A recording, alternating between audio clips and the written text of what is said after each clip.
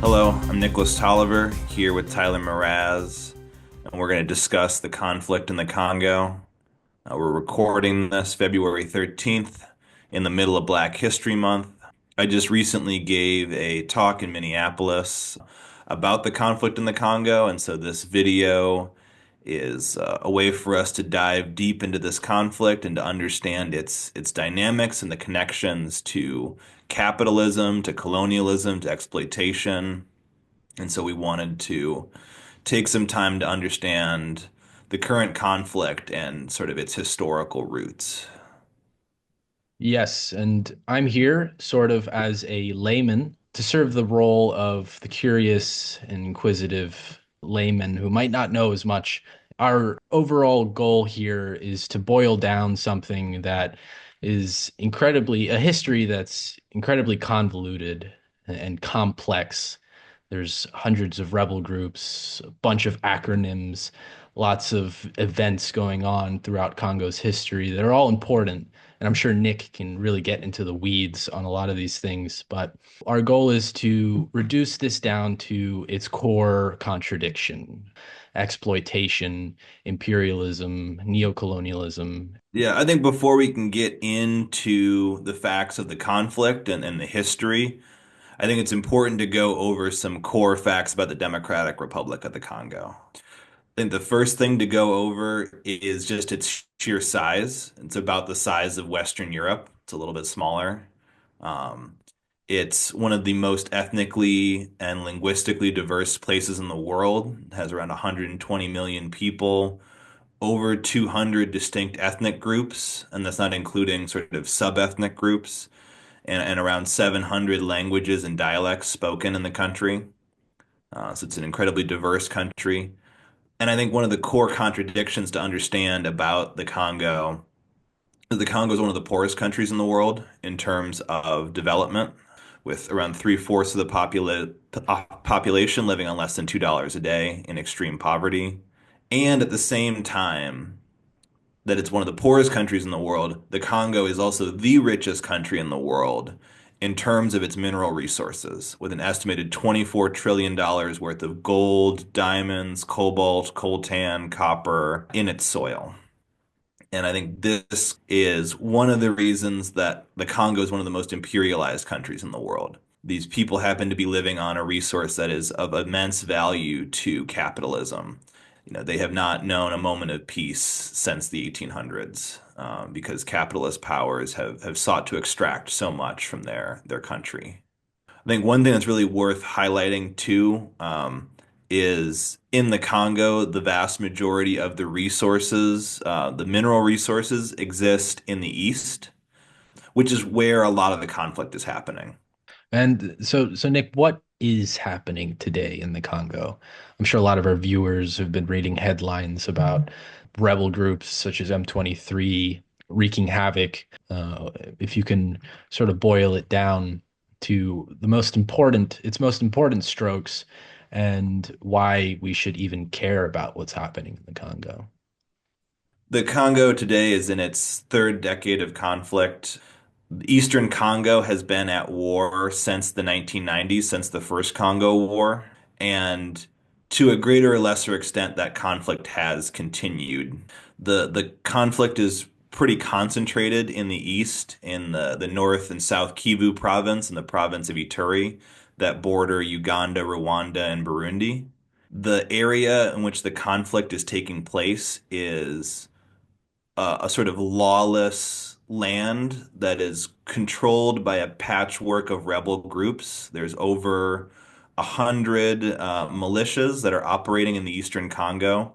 Making this is part of why this conflict is so complex, is because these sort of hyper local rebel groups exist in these arrays of coalition with each other and conflict with each other. The biggest of these rebel groups, and by far the most important, is the M23 rebels, who are backed by the Rwandan military. They just recently sacked and are laying siege to the city of Goma, which is a city of around 2 million people on the border with Rwanda. This is a sort of an unprecedented moment in the conflict. and is sparking fears of a third Congo war. And so the stakes are really high in this conflict. I wanted to emphasize what is underlying these conflicts. And I mean, as we mentioned earlier, as you mentioned earlier, that most of the $24 trillion worth of resources is in the Eastern Democratic Republic of Congo, where much of this conflict is happening. But how exactly is our resources at the center of this conflict? There's an ethnic component to this conflict that is sort of what brought it about, but that the resources sustain the conflict and incentivize actors within the conflict and fund the conflict. So, all the actors on all the different sides partially fund their operations through resource extraction and through the holding of various mines. And so that is a big part in sustaining the conflict. The conflict has other instigating aspects to it. And I think one other thing before we get into the nitty-gritty history, what does daily life for Congolese people look like, especially in this region? I mean, there's the rebel groups and the rebel leaders who are sort of are enriching themselves on resources and this war, but the vast majority of people involved in this conflict are not a part of a rebel group. They're victims. So what is Yeah. what's the violence that's happening there? I think that it's an incredibly insecure situation in the Eastern Congo. 7 million people have fled their homes during the most recent conflict. And these are people, there's been war for the past 30 years. So this might be like the second or the third time they've had to flee. They're fleeing to a place a lot of people fled to Goma when the conflict was, nearing their village or their town. And so now they're having to flee again as the city is being sieged. There's a rape crisis, unfortunately. Women are incredibly unsafe as a result of the conflict. There is sort of mineral extraction exploitation that is going on. Congolese people in desperate poverty are sort of exploited in the resource extraction. A third, another factor that's complicating this is USAID is pulling out of the Congo potentially, and so there could be an end to shipments of food aid that is coming into that country. Yeah, as if it couldn't get any worse for the Congolese people. So mass rapes, killing, forced labor, very mainstream image of conflict in the Congo is also child soldiers. Um, I would say it is one of sort of the biggest humanitarian disasters that we're seeing on the globe. It's sort of right there on par with what's going on in Sudan and what's going on in Gaza in terms of just the absolute devastation. Obviously, it's been getting more media attention in the recent years, or especially the recent months, but the level of violence and death is on par or exceeds that of situations and atrocities that get a lot more attention, like the Hiroshima bombing and 9/11 for lack of a better reference. But for the extent of violence, it's highly underreported and underrepresented in our media. And our access to goods is very much dependent on the Congolese people's lack of access to basic human rights. So we'll definitely be getting into that.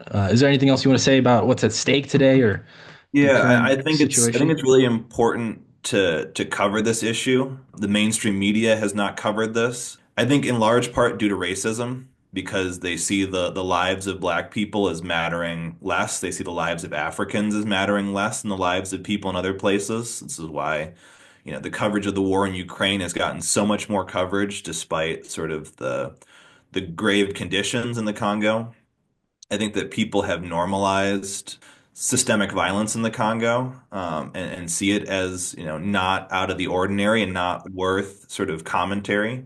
I just wanted to say as we as right before we get into the history of this situation, I know for myself as I was, in preparation of this interview, of course, I was doing my own research and the amount of information is immense and it's overwhelming and it's easy to, especially with the current, the articles being written about it and the current the current analysis or the mainstream analysis of conflicts in Africa in general, it's easy to fall into a simplified understanding of the conflict, falling into geographical determinism or into just blaming it on sectarian violence. The people suffering is the result of overpopulation or is the result of resource curse or is the result of some sort of geographical aspect of the region. We want to provide an analysis that demonstrates that this situation is very much engineered and deliberate on the part of Western interests, that a weak Congo, a suffering Congo, very much benefits capitalist and Western interests. And I think that's like the main point that we want to get across here in this presentation. Yeah, and I think that that's really like, there's no good guys that we can really sort of, glom our hopes onto and say like, these are the people fighting the really good fight, There are a lot of people who are suffering, there are a lot of people who are experiencing persecution, who vacillate from, being persecuted to perpetrating persecution. Well, let's begin digging. I think place to start is of course the colonial history of the Congo and where Western influence can first in history be located, probably around the 1800s. You want to get into that?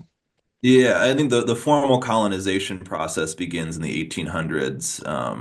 People from the Congo did experience the transatlantic slave trade, being hunted by slavers, living near the coast. But yeah, the first sustained colonial contact where Congo was colonized happened under Belgium in the 1880s, when the King of Belgium, King Leopold II, claimed the Congo in the scramble for Africa during the Berlin Conference. King Leopold II loved to style himself as an Enlightenment philanthropist that was doing the Congo a tremendous favor with his colonial liberalism, and he very much tried to create an image that he was helping the Congo. When at the same time that he was putting out this image that he was helping the Congo, he was destroying the Congo. He and his army, the Force Publique, enslaved much of the population and forced them to cultivate rubber and palm oil and to hunt for ivory. His single-minded search for resources resulted in the deaths of over 10 million people, destroyed Congolese indigenous civil society and institutions. It was such a brutal system of violence that international pressure was put on Belgium to seize the Congo from King Leopold. And in 1908, they ended up taking it over from him and sort of dialing back the violence like 10% and then running it basically the exact same way that he ran it. But I think this is a really important period in Congo's history because this sets up the institutional weakness of the Congo. The Belgian and the Congo Free State, as it was called under King Leopold II, set up government institutions that were not meant to help people or to advance the Congolese people or to build infrastructure. It was a government that was purely built to extract resources. This is something that I think sets the Congo up for a really difficult colonial and post-colonial history. The state institution was so geared around extraction. Basically, every leader since then has just adopted this state that can only really extract. The things that why we need to highlight this is because their sort of violent introduction into the global economy sets the sort of imperial stage for the continued imperialism and the continued conquest of the Congo. I think one thing that's important to highlight is that industrial production, there's always been a component that's been central to the Congo. And so today it is mineral resources and the cobalt and coltan in the Congo. And during the time of King Leopold, it was rubber. So, in the 1900s, cars are coming online and becoming a thing that's happening all over the world. They're sort of the industrial product of the 20th century. And a lot of the rubber that is used for car tires was extracted from the Congo. And so this brutal system of extraction, even at that time, was connected to global capitalism. Well, so obviously for probably 70 years, close to 70 years, or maybe 80 years, Belgium had a firm grip on the Congo, its people, and its exports. What led to the Congolese nationalist movement, the Congolese eventually finding independence for themselves? Yeah, so in the 1950s, Congolese nationalism begins to spread throughout the colony. Congo, in comparison to other colonies, did not have the same levels of development, and so there was not the same colonial education systems that were happening in British colonies or in some other French colonies. The Belgians had a policy of no elites, no problems. And so they sought, as little as possible to invest in the education and the development of Congolese people and sought to really keep them down, to keep them out of any sort of professional development, to segregate them to the lowest rungs of the imperial economy. Although, there are a group of strivers, among them Patrice Lumumba, the leader of the Congolese national liberation struggle, incredibly charismatic Pan-African leader who, was thrust to prominence and ended up leading the colony to independence. Belgium did not end up fighting for the Congo. There was an anti-colonial riot that turned into a massacre, and Belgium sort of lost its control and lost its nerve. At the same time, in the 1960s, like there are all sorts of anti-colonial wars that are happening across the continent and across the world. So in 1960, at the same time, France is fighting in Algeria, is fighting in Vietnam. There's all sorts of liberation struggles. India is getting its independence. And Belgium basically looks at the Congo and says, I don't want to spend the next 10 years fighting in the Congo for, control of this colony. And Mhm. so very bitterly, they hand over control to Patrice Lumumba. They hand over control, but it's the very classic colonial gesture of you want independence, take it and starve. And so it is sort of a poison cup that is handed to Patrice Lumumba when he, takes his country into independence. If you could speak about Patrice Lumumba's sort of ideological standings, where he's coming from. Obviously, as you mentioned, there's plenty of nationalist movements happening across Africa and the global South and colonized countries in general. If you can speak on that. Yeah, I mean, Patrice Lumumba is a fascinating guy. I mean, truly, he was a genius. He was an exemplary leader. He was somebody who, in the colonial era, strove for excellence under the colonial system, and sort of as he, grows and gains experience and is incarcerated, he is politicized. He gains a consciousness of himself as an African and as a part of a Pan-African struggle against colonialism. I think a lot of people like to see him as a socialist or a communist. He actually was not a socialist or a communist, although I think that, had he been allowed to live and continue, he might have, gone more down that path. It's fair to say that he was a Pan-African, a progressive, somebody that believed in the independent development of the Congo and its total liberation from colonial control. Understood. Yeah. And it's also to my knowledge, the Soviet Union was at that time was offering a helping hand to many of these countries. Was the Congo amongst them, one of these countries that the Soviet Union was offering help, or was that not the case? The relationship between the Congo and the Soviet Union is interesting. I think it's helpful to talk about what happens after independence, because that's when Mm, the Cold War conflict comes to become a major issue in the Congo. I think to set the stage, Patrice Lumumba gains independence for the Congo, and immediately imperial powers are seeking to undermine and to destroy his government.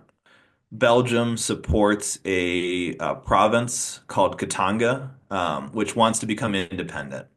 And this is a huge issue for Patrice Lumumba and for the Congo, because the Katanga province is an incredibly rich province where I think 75% of the tax revenue is coming from.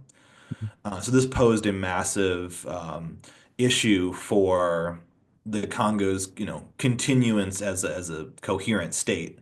Other states were sort of, considering separating as well.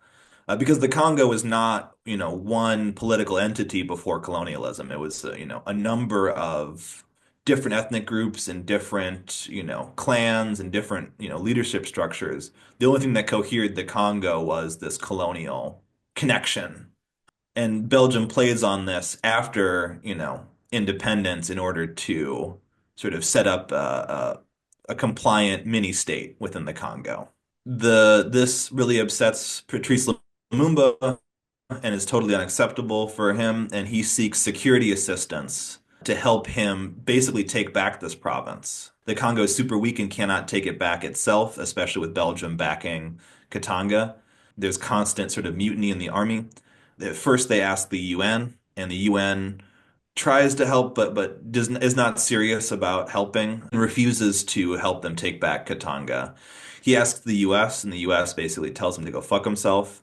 And then, in a last-ditch attempt, Lumumba reaches out to the Soviet Union in an attempt to stabilize the country. Part of the reason he did this was in order to sort of threaten the US and the UN, saying, if you don't help me out, the Soviet Union will help me. Now, the Soviet Union did not quite have the capacity to help the Congo in the ways that would have been needed. But because he reaches out to the Soviet Union and because he makes that overture to the Soviet Union, President Eisenhower greenlights a regime change operation against him and greenlights his assassination. And this is a sort of a pivotal moment. It's the first time that Washington sanctions the killing of an African leader. The CIA, in conjunction with the Belgian government, set in motion several plots in order to overthrow Patrice Lumumba's government and to have him killed. They start by supporting the president of the Congo, a man named Kasavubu, and they encourage him to overturn the government and to fire Patrice Lumumba. This doesn't really work. This ends up splitting the government and splitting the sort of the country along different loyalties. The CIA then supports Mobutu, the head of the army, to lead a coup against both Kasavubu and Lumumba. Patrice Lumumba is put on house arrest. He then tries to escape, and he is captured with the help of the CIA. And then he is taken to the Katanga province, that province that broke away, where he is tortured and killed. And then afterwards, Lumumba's assassination ignites a 5-year civil war between Belgian and CIA-backed Mobutu government and leftist revolutionaries that are supported by the USSR to a certain degree in China. Yeah, it's particularly interesting because it seems as though the Congo was caught in the middle of a Cold War conflict. Was the US interest in the Congo and their interests in instigating a regime change solely based on Lumumba's reaching out to the Soviet Union? The biggest thing that's motivating the overthrow of Patrice Lumumba is the US's fanatical anti-communism. I mean, this is like the McCarthy era. This is the beginning of the Cold War. This is a time when the US is extremely anti-communist and very invested in this idea of the domino theory, that if one state falls, other states will fall to communism. And so they have a sort of full court global strategy to fight communism, basically anywhere it crops up, with the idea that if it crops up in this place, it will crop up in other places. And so anti-communism, I would say, is the primary motivator. Yeah, I think it's important to highlight, as you just did, the panopticon that the US was employing on the entire world, especially during this third world movement, with their primary interest being to squash any and all potential sympathies with the Soviet Union. Or yeah, their foreign policy was completely built and structured around the anti-colonial movement was highly associated with the Soviet Union. Keep an eye on any nation that was seeking sovereignty for fear that, like you said, it would turn into a Soviet satellite to some extent. Because as you mentioned, Lumumba never had an explicit alliance with the Soviet Union, other than this one reaching out in a time of crisis to the Soviet Union for military support. But the U.S. often equated nationalism by third world countries with Soviet sympathy, and I think that the U.S. laundered a lot of their interventions, which would benefit them, financially and politically through this Red Scare. That the Red Scare sort of justified a lot of intervention across the world on the part of the U.S. And the Congo is just one of those instances.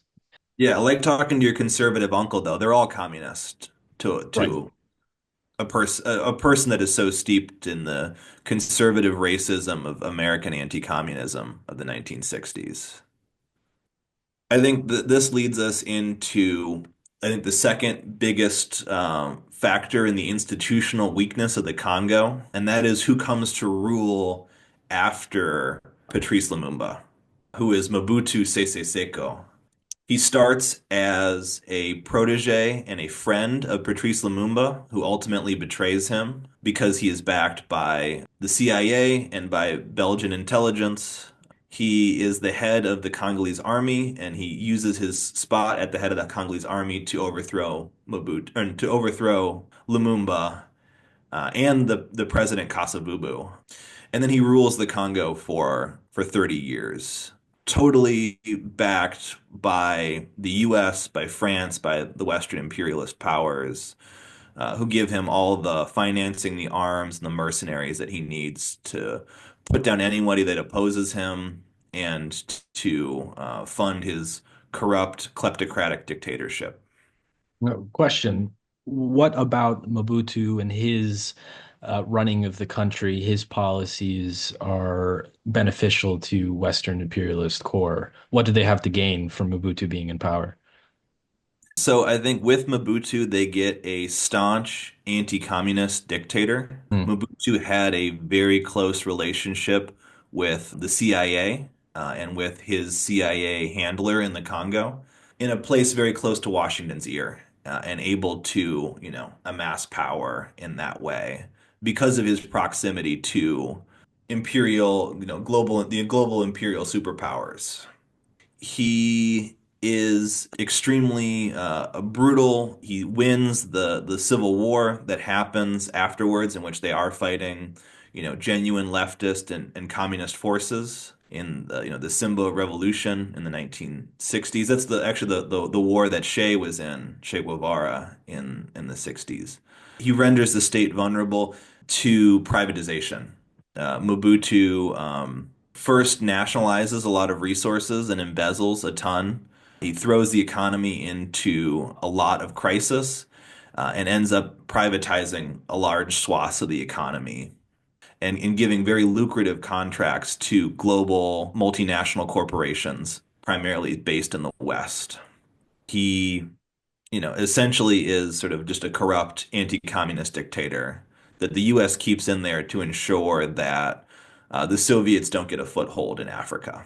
Yeah, I think it was interesting. I mean, you mentioned it briefly, but there was a serious strain of communism in Congo after Lumumba's assassination.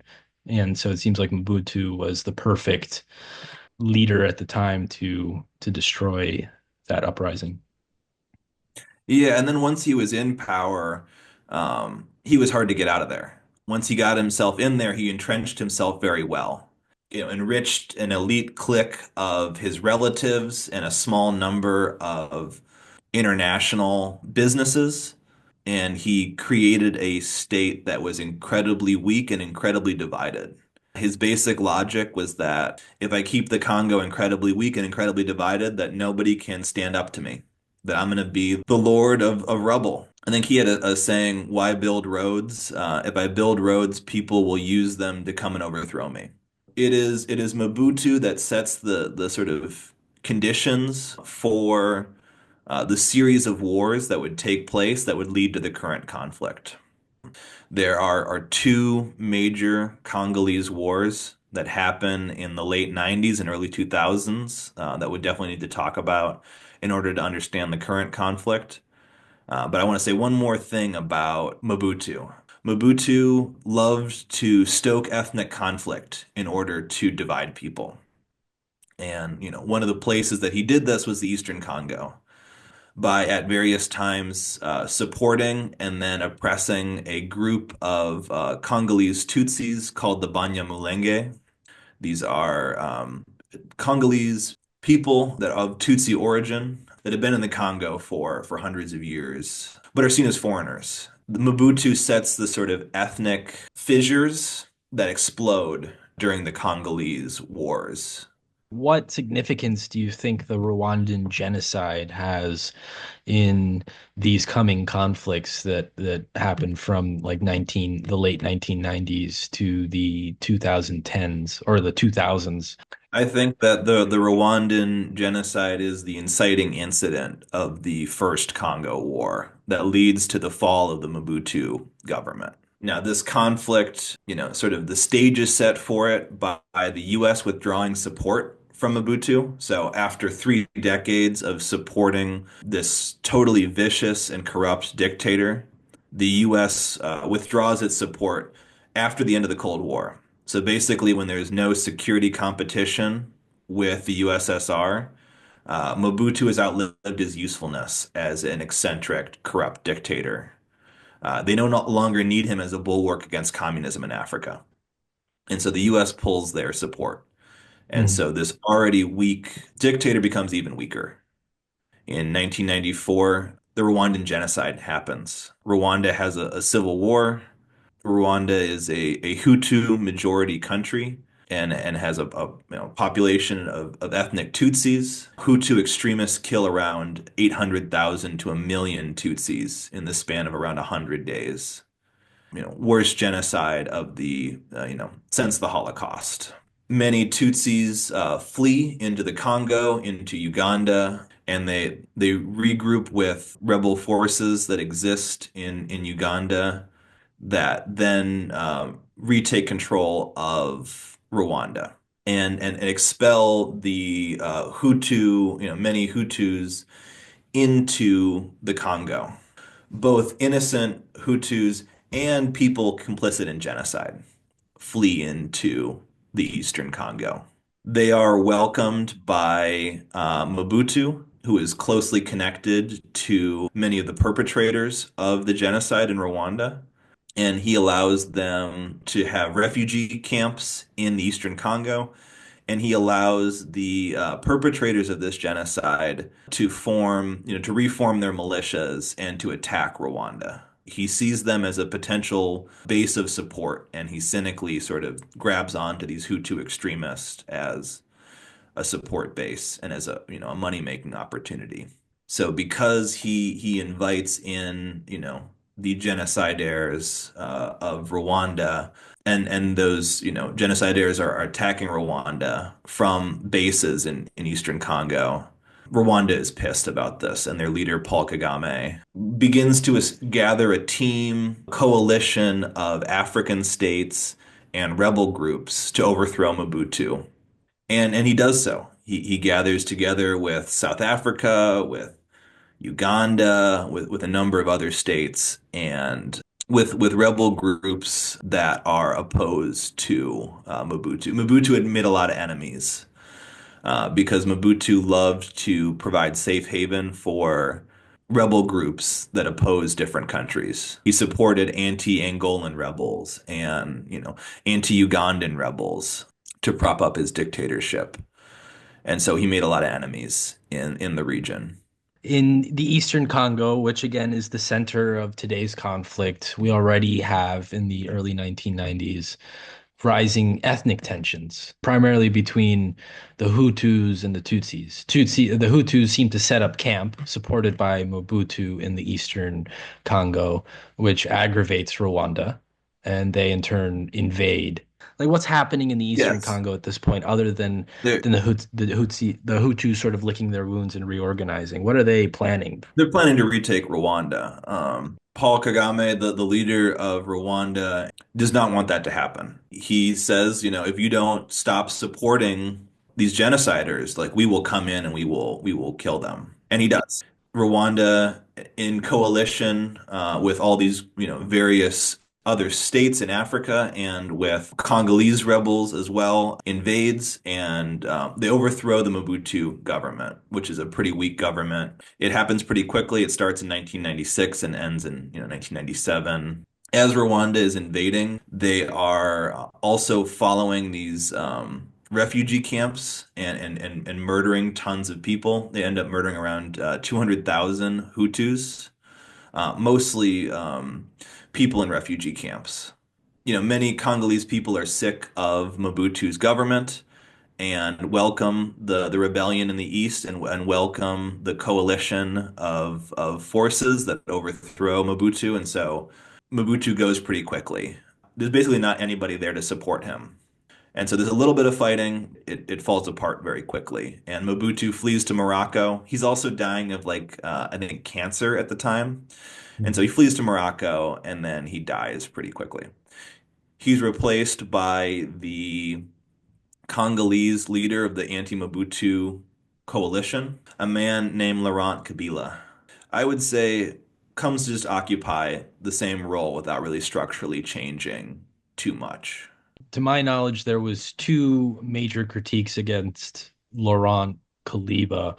One, that he was a second Mobutu with his corruption and ineffective control of over an already weakened state, and one that he had vested interests in Rwanda and Uganda. I think that he seemed to have a lot of government officials who were Rwandan and Ugandan. So what is Kabila's first years of power look like? And then I know the Second Congo War happens literally a year after the First Congo War. So what about Kabila's decisions in power instigate the Second War? Like you said, he's just as corrupt as Mobutu. And so that doesn't change. Institutions are not meaningfully reformed. And it becomes increasingly clear to the Congolese people that Laurent Kabila is a puppet of Rwanda, Mhm. that he is not meaningfully in charge of the forces that he commanded, and that Rwanda is pulling the strings.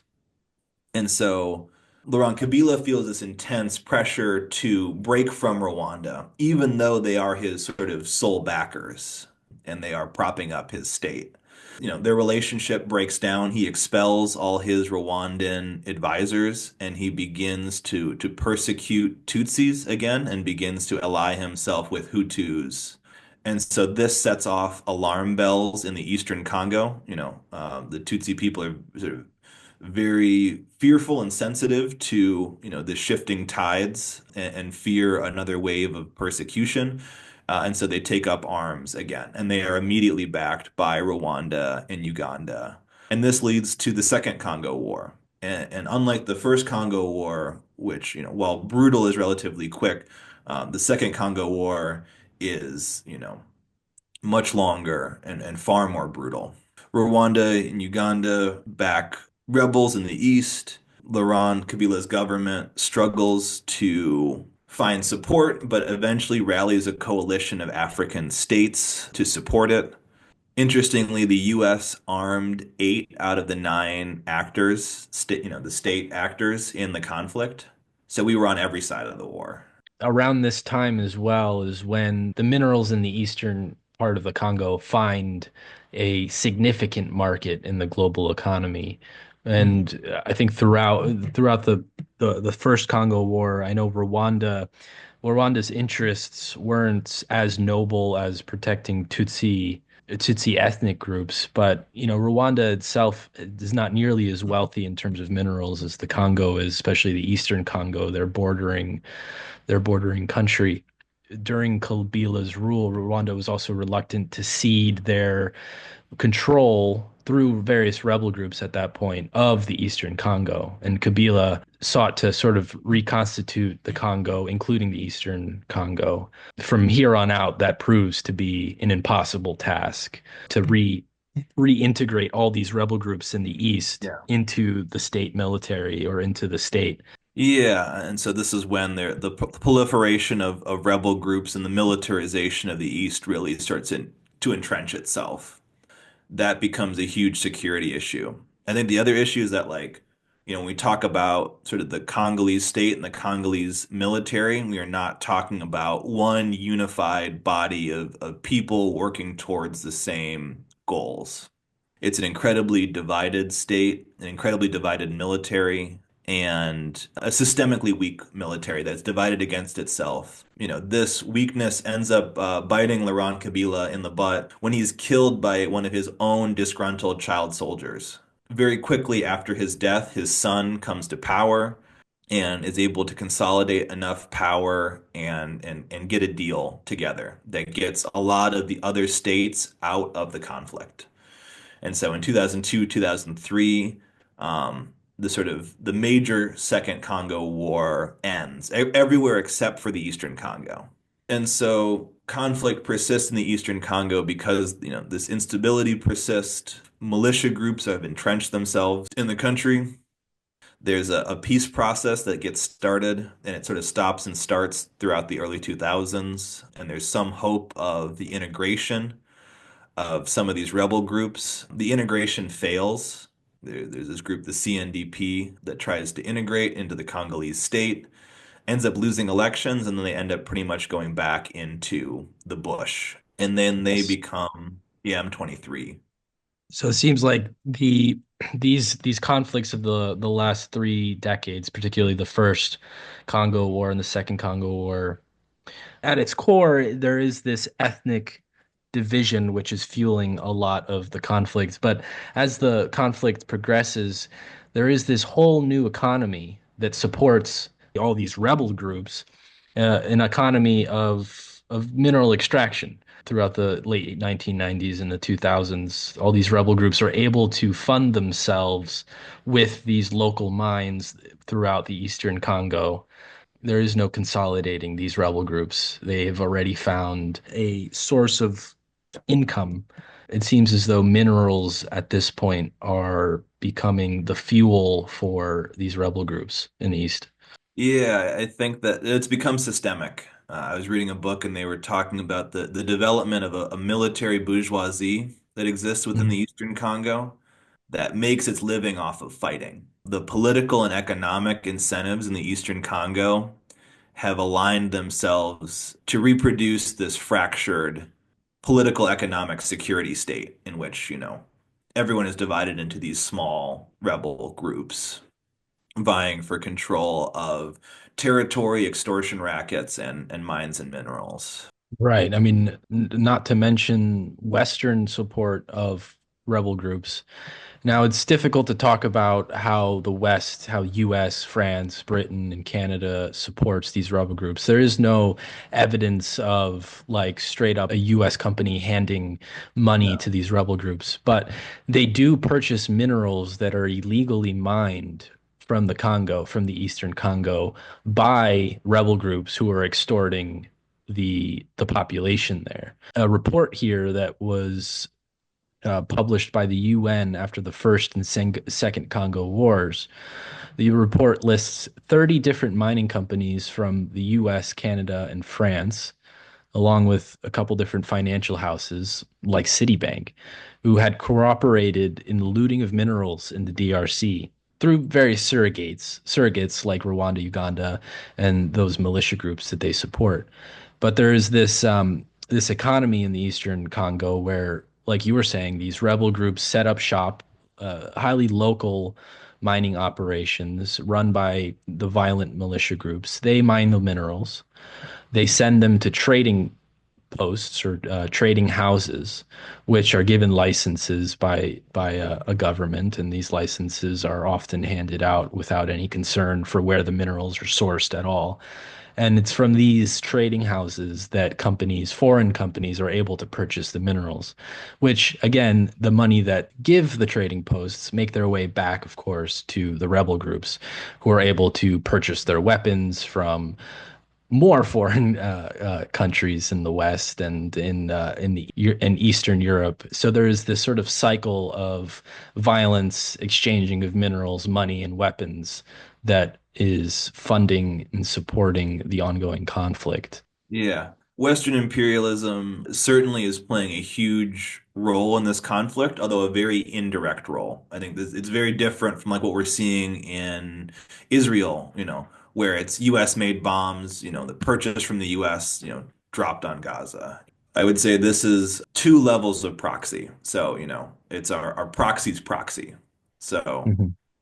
the US is supporting, Rwanda and the Congo, to various degrees, who are supporting rebel groups. This is sort of how we wash our hands of it. We're not directly supporting them, we are much higher up the food chain. And this is the same thing with the supply chain of like, Western imperialist powers.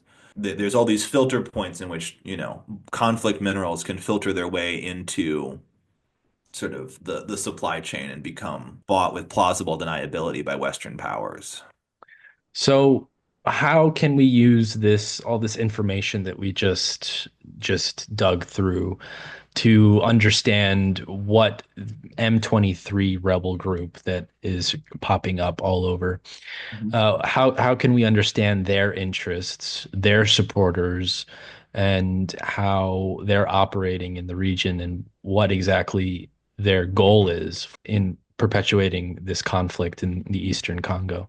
The M23, it's important to understand them as Rwandan-backed proxy force. The actual Rwandan military has members in the M23. So there are thousands of Rwandan soldiers in the M23. Although some people will say that it is a totally Rwandan operation, and there are Congolese Tutsis within the M23. But it's a proxy force. That's a really important thing to understand. And it is how Rwanda is exerting influence beyond its borders in order to filter resources into Rwanda. Rwanda is trying to develop itself. Rwanda gets all sorts of accolades as like this, neoliberal good boy that gets all this love from the World Bank and from the IMF and from, Western powers. And it supports and funds its development with conflict minerals to a certain degree.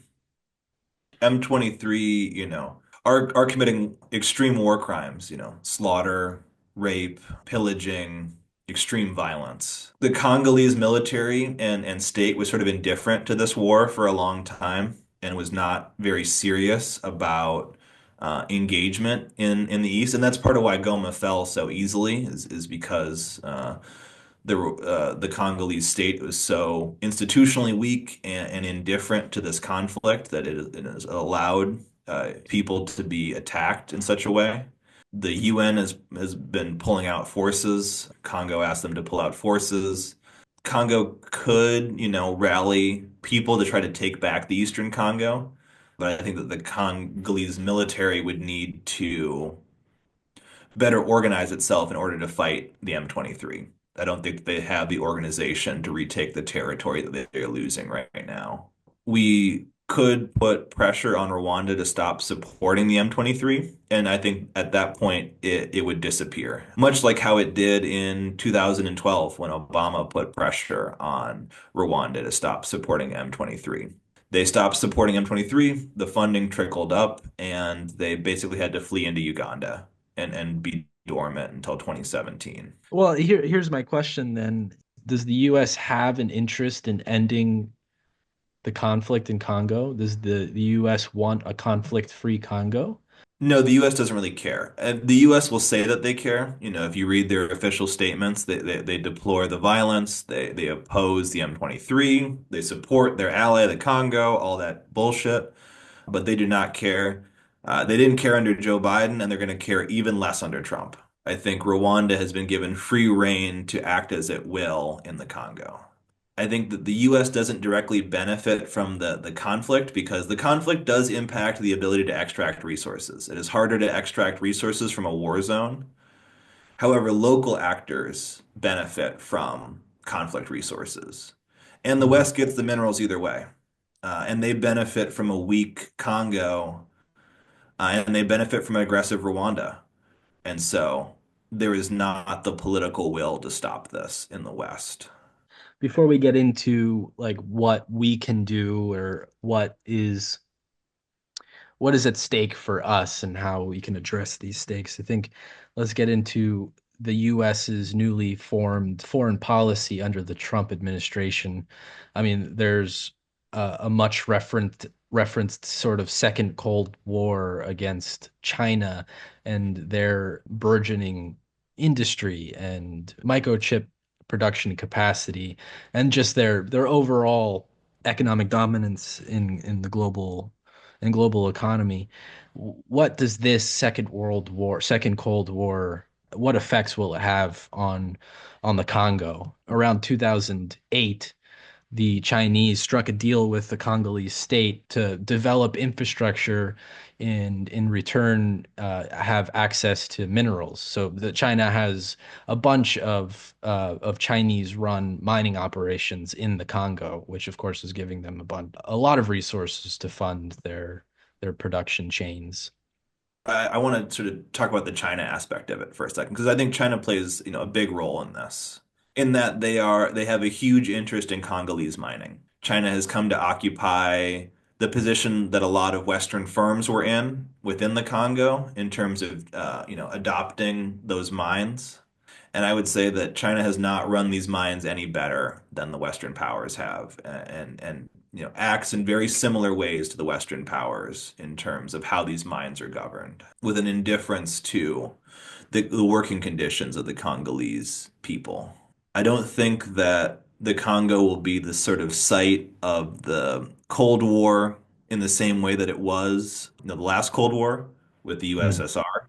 But I think that both powers are working side by side in a weak Congo. Like, I don't think that China has created the conditions, the imperialist conditions that Congo is suffering, but they are perpetuating them. And they are reproducing those conditions and are benefiting from a weak Congo in the same way that the West benefits from a weak Congo. The EU is trying to generate its own response to the Belt and Road Initiative and is trying to sort of fund its own technological revolution by really investing heavily in technology. And so it is, taken out multi-billion dollar contracts with Rwanda for minerals to source the materials for its investments in competing against China in terms of technology. Now, the issue with that is that these minerals that the EU is buying from Rwanda don't come from Rwanda. Rwanda doesn't have these minerals. These minerals exist in the Congo. And they're buying, cheap conflict minerals to avoid paying Congolese tax and to avoid, dealing with the Congolese government. And so I think this is a sort of an intractable point of the capitalist system, in which all actors are incentivized to, occupy this exploitative role with the Congo, because of the way the institutions are set up for extraction and for exploitation. Right, yeah. Yeah, I think one thing that's clear and depressing at the same time is that there really is no evident path towards betterment of quality of life in the Congo. I mean, as we said multiple times, there is no real good guy in this situation, no revolutionary force, no like nationalist movement. I mean, nationalism is, of course, rampant throughout the Congo, but it's usually a means of laundering more corruption, more weakened infrastructure, and more exploitation from Western companies and even China at this point. Is there any hope for the Congo, despite what I just said?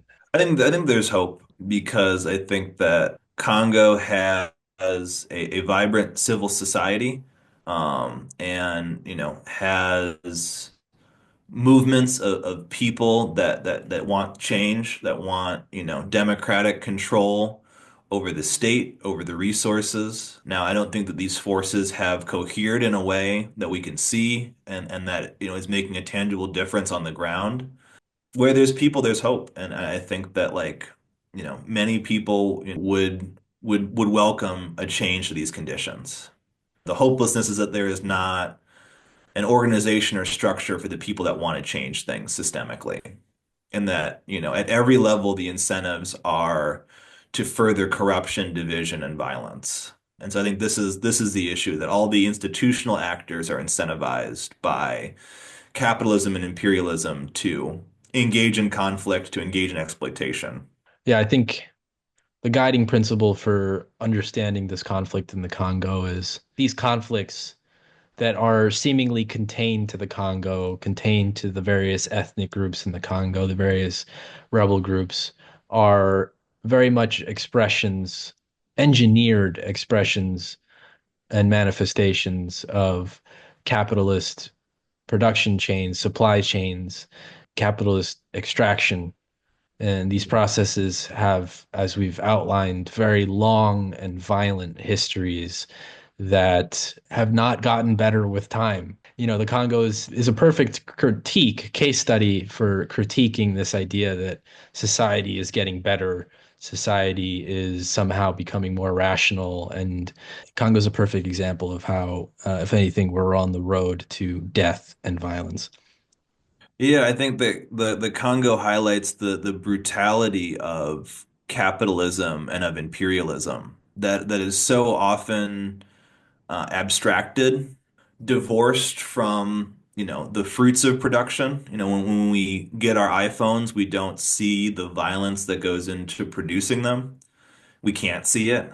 These things separate us from the ugly core of capitalist production, which is in the Congo. I think that's the core point that I want to drive home is that the Congo is not just the periphery, is not just this place out there where bad things happen. It is at the heart of the production of the technology that powers everything.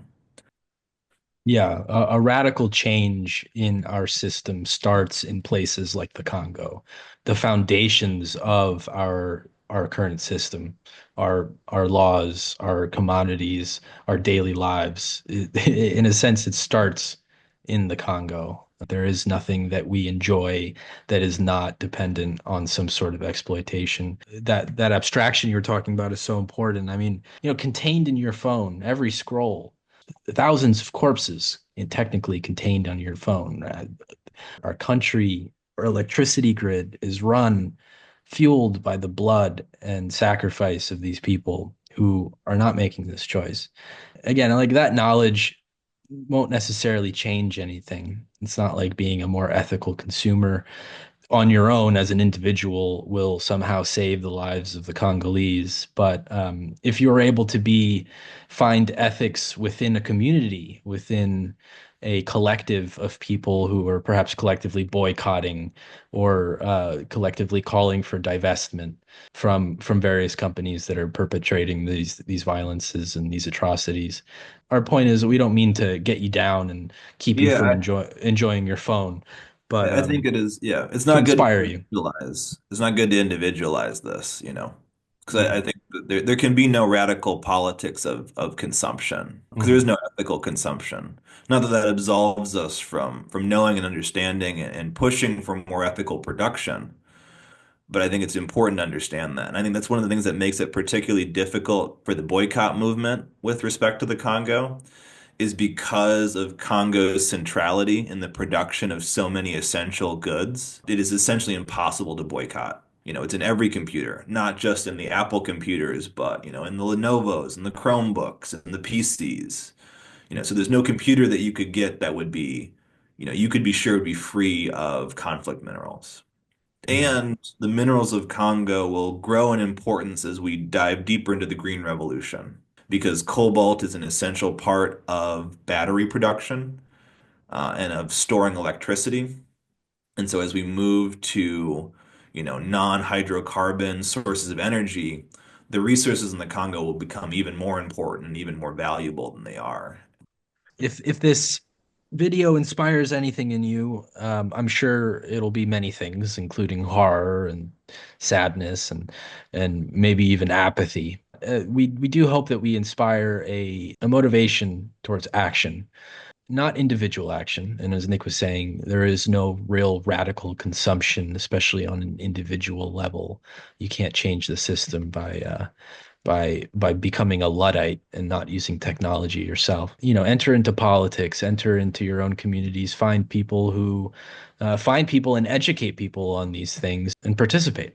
Yeah, and I think this might require us to build things as well. Like I think Right. one of the things about the Free Congo movement is that it is sort of small right now in America. I think it's a little bit bigger in France as there's more of a Congolese diaspora. But I think here in America, like we need to build a mass movement around this issue. One that focuses on educating people. Very few Americans understand even the basics of the Congo and the conflict in the Congo. And even fewer understand the US's role in creating the conditions for this conflict. I think that the other thing that, we need to work on here in the Imperial Core is putting pressure on Rwanda to stop supporting M23. M23 is the biggest rebel group and the sort of one of the major perpetrators of violence in this conflict. Western pressure in the past has stopped this group's violence and has meaningfully reduced the violence in the Congo. It's important for us to put political and cultural pressure on Rwanda in the same way that, groups that support Palestinian liberation put pressure on Israel. And I think that like Rwanda's reputation needs to suffer as a result of its support of M23.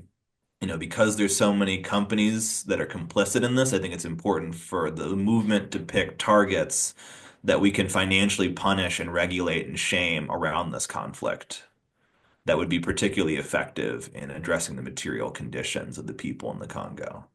Hey, if you're gonna enter any protest, yeah, let it be a protest for the people of the Congo. I think Yeah. it's I, a good cause as any. I think there's an importance to standing in solidarity with the most oppressed people in the world. And so it's important for us to understand the conditions in the Congo and the struggle that they're going through, because it makes us more critical of capitalism. And people that understand the Congo, are less, controllable by capitalist propaganda. They don't buy into the racist bullshit that tells us that we shouldn't care about Africans or about black people. When we care about the Congo, we are able to see the impacts of imperialism and colonialism on our global economy. Well, thank you so much for listening. If you're here at the end, you are one of our real ones, and we really appreciate you. I want to add if we missed anything, we are outsiders to this conflict and to this area of the world. Please let us know. We'd be happy to receive comments and thoughts from people, critiques. We are not experts. I would really appreciate any sort of thoughts that y'all have out there in the world. We really appreciate our viewers. Thanks for watching and stay tuned for our next video. Oh yeah, like, share, subscribe. Like, share, and subscribe. Take care.